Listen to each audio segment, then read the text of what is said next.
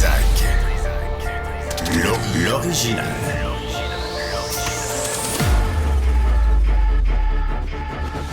Du Trisac. Votre plaisir coupable. 15 avril, bonjour tout le monde, c'est lundi. Cybèle Olivier, bonjour, toujours chic, hein, toujours élégante. C'est le fun, merci. Bonjour Cybèle. Bon, ça suffit. Elle se met à danser, la danse du ventre.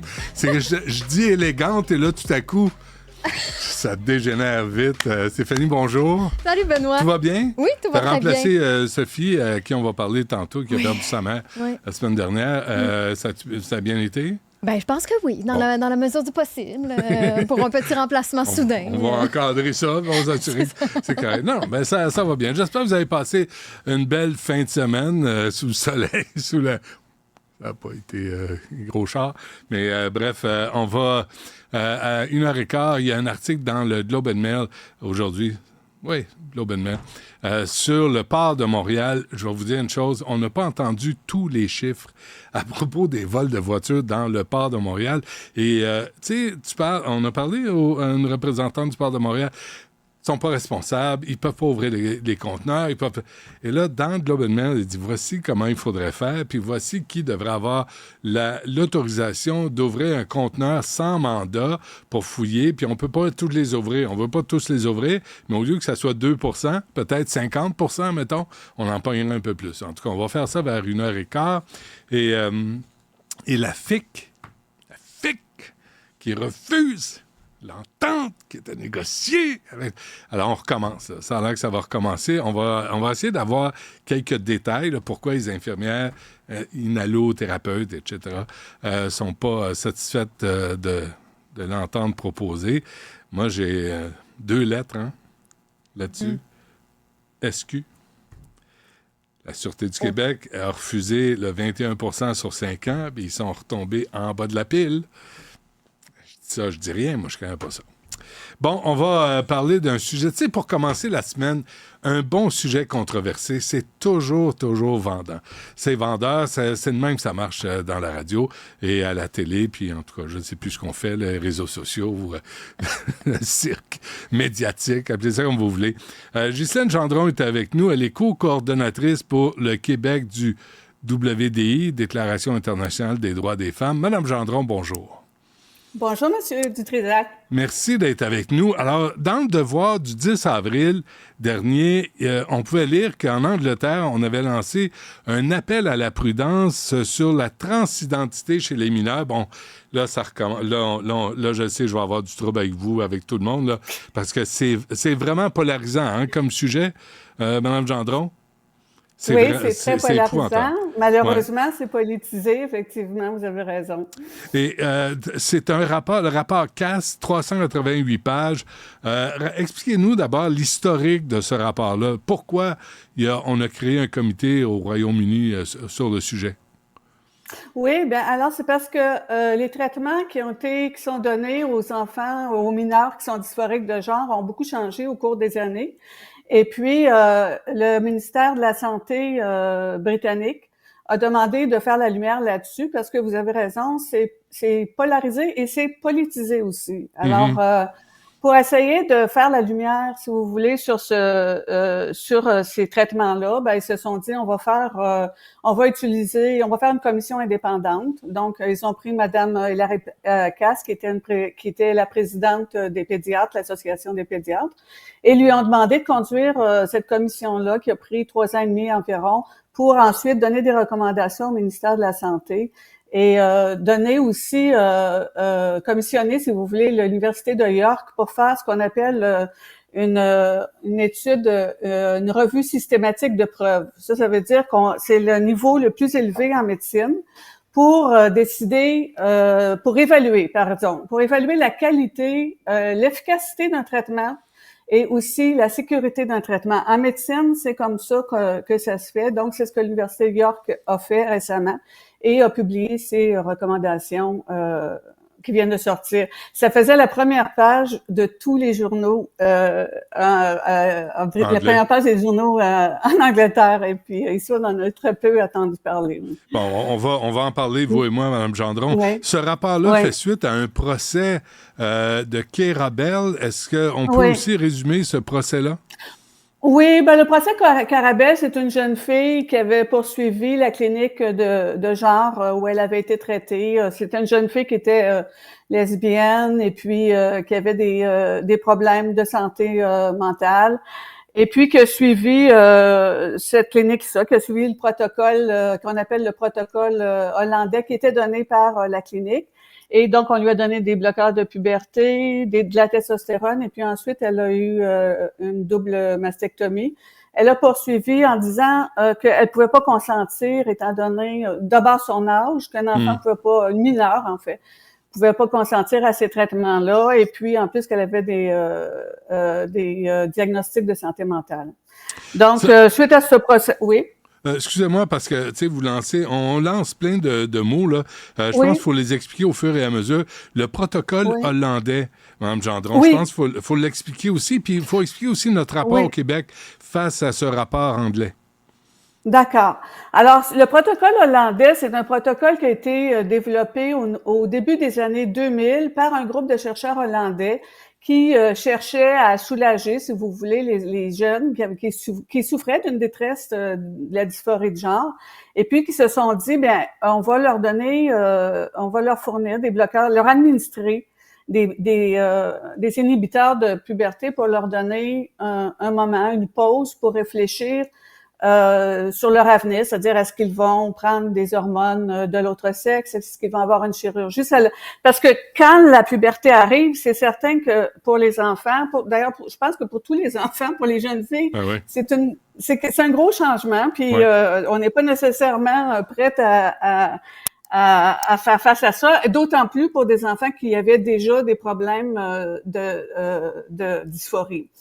Donc, ils ont administré ces bloqueurs de puberté-là, puis on a su plus tard que, la plupart, 95% de ces enfants-là, ont continué vers des hormones de l'autre sexe.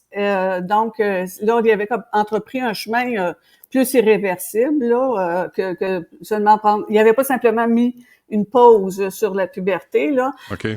C'était vraiment un chemin vers une transition médicale. Qui a été suivi beaucoup par des transitions chirurgicales aussi, là, par une modification de l'appareil génital. Et puis, ils donc, évaluaient seulement le bien-être. Ça devient irréversible. C'est-à-dire que oui, c'est le rendu là, 100% sont sortis avec 100% des enfants, il y en avait dans le premier test, il y en avait 70 et le deuxième 40. 100% sont devenus stériles et infertiles, là. OK. Il y a des gros problèmes. Oui. Et sur les chiffres que vous avez donnés, Mme Gendron, là, est-ce que je me trompe, mais on parle de 70% sont des filles? Oui, maintenant, pas à l'époque, mais maintenant, maintenant parce que c'est pas la même, on appelle ça une cohorte, là. Ça, il y a eu un gros changement dans ce qu'on appelle le profil de patient. C'est-à-dire qu'avant la dysphorie de genre, c'était surtout des jeunes garçons. La très vaste majorité, 90%, devenaient des adultes homosexuels. Il y avait très peu de jeunes filles, tellement peu que c'était même pas étudié, là, tellement c'était peu. Alors, le profil de patients a complètement changé. C'est devenu 70% de filles alors qu'ils étaient extrêmement minoritaires avant. Est-ce qu'il y a une explication à ça? Est-ce qu'on sait pourquoi? Non, il n'y en a pas. Le rapport Cass le soulève. Ils disent, d'ailleurs, c'est une de leurs pas recommandations, mais elles disent qu'il faut absolument avoir des data, des données. Puis on n'a pas d'explication, ce changement-là, de profil de patient. Puis on n'a pas d'explication non plus de c'est exponentiel, là. C'est la dysphorie de genre, oui, c'est énorme, oui. OK. Donc, ce rapport de 388 pages, c'est pas anecdotique. On suggère, moi j'ai lu l'article, j'ai lu le résumé, là. On suggère la prudence avant de se tourner vers les traitements hormonaux quand on soigne des jeunes, des mineurs transgenres. Qu'est-ce qu'on comprend, qu'est-ce qu'on apprend, qu'est-ce qu'on révèle là, dans ce rapport-là? Mais quand on parle de prudence, en fait, on parle de commencer par évaluer la santé mentale, les diagnostics de santé mentale de ces enfants-là. On priorise la psychothérapie pour essayer de comprendre avec ces enfants-là, ces jeunes-là, en fait, parce que ils sont rendus des adolescents, là. On a essayé de comprendre la source de leur détresse. Puis, ils disent, peut-être qu'il va y en avoir une certaine quantité qui vont persévérer, mais les chiffres qu'on avait avant, c'était 15% des enfants qui persévéraient dans la dysphorie de genre. Les petits garçons, là, dont je vous parlais au début, là, environ 80% désistaient, ils appellent ça désister, là, c'est-à-dire que leur dysphorie de genre se résorbait par ce qui est ironique, c'est pas ironique, mais en fait ce qui est paradoxal, je dirais, c'est que se résolvait par la puberté. Mais maintenant, on bloque leur puberté. Alors, vous voyez un peu les problèmes dans lesquels alors, la puberté amenait ces jeunes-là à vraiment réfléchir et prendre une décision sur leur avenir, sur leur identité. C'est-à-dire que ça les réconciliait avec leur corps parce qu'il y avait un mélange entre orientation sexuelle et identité de genre. Pour des petits garçons de 3-4 ans, là, il comprend pas ce que c'est une orientation sexuelle, il comprend pas ce qui lui arrive s'il est attiré par les garçons. Il a même pas compris la sexualité, ce que c'était. Donc, quand ils commençaient à vivre leur sexualité avec l'adolescence, beaucoup comprenaient que c'était une question d'orientation sexuelle et leur dysphorie de genre se résorbait. Mais maintenant, on a affaire à une toute autre cohorte. Là, on a affaire à 70% de jeunes filles qui n'ont pas vécu dans leur enfance de la dysphorie de genre. Ça s'est déclenché, si vous voulez, à l'adolescence. Puis aussi de personnes qui s'identifient non-binaires. Donc ça non plus, on n'avait pas ça dans ces cohortes-là, dans le protocole hollandais dont je vous parle. Là. La question de non-binarité, de dire j'appartiens pas à un sexe ou à un autre, ça aussi, c'est relativement nouveau dans cette cohorte-là aussi. Okay. Donc, tout ça n'est pas étudié, là. C'est ce que préconise. Ce qu'elle a dit aussi, ce qui est important dans le rapport, c'est que les lignes directrices, les chercheurs ont trouvé seulement 2 lignes directrices de pays qui étaient fondées sur des preuves, si vous voulez, et qui rencontraient les critères de rigueur.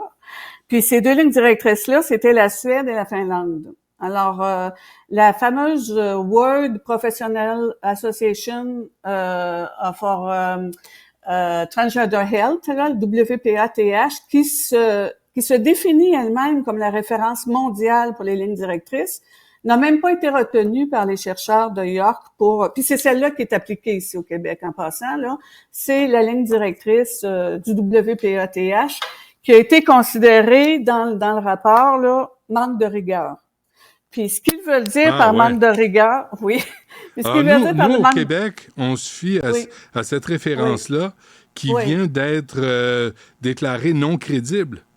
Ils ont dit manque de rigueur. Puis ce qu'ils expliquent par le terme manque de rigueur, ça veut dire qu'ils ne font pas, je l'ai noté, là, systématiquement des recherches de preuves, qu'ils ne font pas de lien entre les recommandations qu'ils font et les preuves, et puis qu'ils ne tiennent pas compte dans leurs recommandations des bénéfices, des effets secondaires, des risques qui doivent être évalués avant de faire des recommandations. Quand même. Donc, c'est très grave. En médecine, c'est très grave. Oui. OK. Alors, Mme Gendron, le Québec face à tout ça, là, on se situe comment? Et l'autre question, puis je vous la pose en même temps, là, c'est pourquoi vous vous intéressez à ce sujet? OK. Je vais vous répondre à la première question. Je vais aller dire le Québec et le Canada, on est un peu, j'ai presque envie de dire les cancres là-dessus parce qu'on n'a pas fait de recherche, de revue systématique de preuves comme les autres pays en ont fait, comme la Finlande, l'Angleterre, la Suède et de nombreux pays. Là, la Belgique commence à y penser et le Danemark aussi. Donc, c'est la raison pour laquelle je vous dis que le Canada est très à la traîne parce que même les États-Unis, la Floride l'a fait, la revue systématique de preuves. Donc, on n'en a pas fait, puis c'est ça qu'il faut faire ici. Et pourquoi on n'en a pas fait? Pourquoi on n'en a pas fait, selon vous? Parce que quoi? C'est dogmatique? Parce qu'on a décidé à l'avance? Ça, je pourrais pas vous dire parce que comme je vous l'ai dit, c'est très politisé. Il y a alors il y a une polarisation. Ça a été mal couvert, je vous dirais, par plusieurs médias, dans le sens où est-ce que on ne montrait seulement un côté, parce que c'est controversé, on l'a vu. Il y a des cliniciens qui sont pour, il y a des cliniciens qui sont contre. Mais on a toujours présenté le même côté, là. Ici au Québec et au Canada aussi, beaucoup, là. Alors, on a vu on a vu Trans-Express dernièrement, là, qui a fait un reportage avec des transitionneurs. Pour répondre à votre deuxième question, moi, je vous dirais pourquoi on s'intéresse à ça, parce que 70% des enfants, des mineurs sont des filles. Ça atteint beaucoup les filles, qui était quelque chose qui n'était pas, qui ne faisait pas partie du profil de patient. Et nous, ça nous inquiète parce que ces filles-là souffrent souvent d'autisme, elles souffrent de troubles alimentaires. Là, nous, on pense à l'anorexie et tout ça. D'ailleurs, les recherches ont démontré que les recherches sur Google, quand on regarde à partir de le Google Trend, là, je sais pas si ça vous dit quelque chose, mais avec un mot, on fait une recherche, puis l'anorexie baisse à partir de 2000, puis le transgenrisme monte. Vous voyez, il y a comme les courbes se croisent. Ah, oui. Alors, oui. Alors là, donc, les filles, sont très atteintes par l'anorexie plus que les garçons. OK, mais qu'est-ce qu'il faut comprendre, là, en conclusion, Mme Gendron, là, qu'est-ce qu'il faut comprendre de ce rapport CAS qui a quand même mené par une pédiatre, là? Oui, mais c'était toute une équipe de recherche, aussi. Puis l'équipe de l'Université de York, là, qui était spécialisée dans les revues systématiques de preuves. Donc, oui, qui était menée par une pédiatre, effectivement. Il faut comprendre qu'il faut arrêter de politiser. Politiser, c'est pas la gauche, c'est pas la droite, ça n'a rien de politique, c'est de la médecine, de un. De deux, il faut se baser sur des preuves et sur la science. C'est ce qu'elle recommande. Elle recommande de faire davantage de recherches. Elle dit que et puis eux, ce qu'ils ont fait, c'est qu'ils ont arrêté d'administrer des bloqueurs de puberté aux enfants en attendant que ces bloqueurs-là soient administrés seulement dans un protocole de recherche pour qu'on sache quels sont les effets à long terme, parce que ce qui est très suspecté, il y a eu des pertes de quotient intellectuel de 7 à 15 points qui ont été notés. Donc, on voit que c'est soupçonné d'avoir quelque chose d'avoir un effet sur les capacités cognitives du cerveau et sur la densité osseuse. Mais ça, c'est plutôt les garçons, là, pour des raisons que je pourrais vous expliquer. Mais en tout cas, il y a des effets qui sont pas encore connus. Et puis, quand on demande à un enfant de consentir à ça, ou à un mineur de consentir à ça, c'est incroyable de demander de consentir à devenir aussi infertile aussi. Ils comprennent mais pas là, on est obligé de parler d'un rapport anglais parce que vous me dites, il n'y a rien au Canada, il n'y a rien au Québec sur la transidentité chez les mineurs. Non, il y a de la recherche, il y a des sondages, mais c'est du faible. Au niveau, je vous dirais, de la pyramide des preuves, la qualité de preuve, c'est la faible qualité de preuve, ces recherches-là. Il faut une recherche rigoureuse, oui. Est-ce que les informations sont souvent biaisées par le fait qu'on est militant d'un côté ou militant de l'autre? Dans le rapport CAS, il y a plusieurs recherches qui ont été écartées parce ces recherches-là ont été qualifiées de biaisées. Ah oui. OK. Puis je voyais, je sais pas si vous avez vu, Mme Gendron, en Oregon, là, il y a un gars, Gallagher, qui s'identifie comme fille.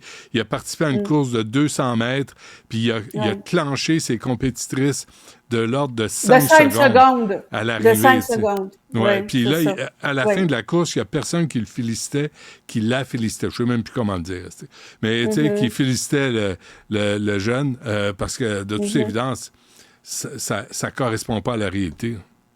Exactement, c'est ça. Oui, j'espère que le comité des sages va analyser cette question-là sous tous ces aspects, dont le sport, comme vous le dites, et aussi les prisons et puis les espaces réservés aux femmes. Oui. OK, avant qu'on se quitte, j'ai parlé à Alexandra Hull de PDF Québec il y a à peu près 3 semaines, un mois, qui me disait qu'elle recevait des menaces de mort, des menaces de viol, et ça, c'est tu sais, de femme trans, là, si tu veux avoir un comportement d'homme, tu sais, malsain, là, des menaces de mort, des menaces de viol, ça, c'est des hommes.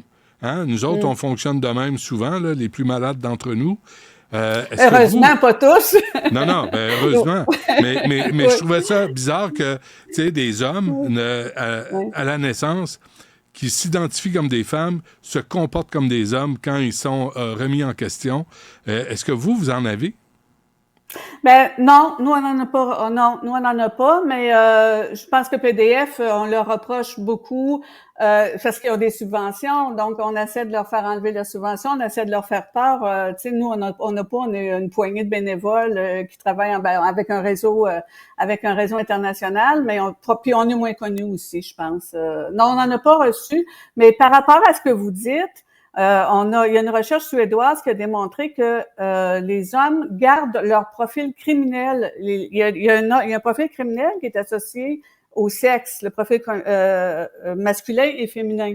Et puis, ils gardent le profil criminel qui est associé à leur sexe quand ils transitionnent. Ça, c'était une recherche sur 30 ans. Donc, ce que vous dites, ça confirme ça, en fait. C'est que ils conservent ce profil-là. OK. Qu'est-ce qu'on va en faire de ce rapport-là, Mme Gendron? Est-ce qu'on va l'utiliser? Est-ce qu'on va l'appliquer? Est-ce qu'on va s'en inspirer? Ben, je pense que c'est au ministère de la Santé de faire ça. C'est au ministère de la Santé de demander qu'il y ait une revue systématique de preuves qui soit faite, qu'il y ait une revue systématique de preuves, là, c'est le golden nugget, là, c'est vraiment, Okay. c'est au-dessus de la pyramide, là. OK. Donc, ça relève du ministère de la Santé dorénavant. Ben, ça devrait, oui. Je comprends ce que vous proposez. Ghislaine Gendron, co-coordonnatrice pour le Québec du WDI. Merci. À la prochaine. Merci beaucoup. Merci de m'avoir reçu.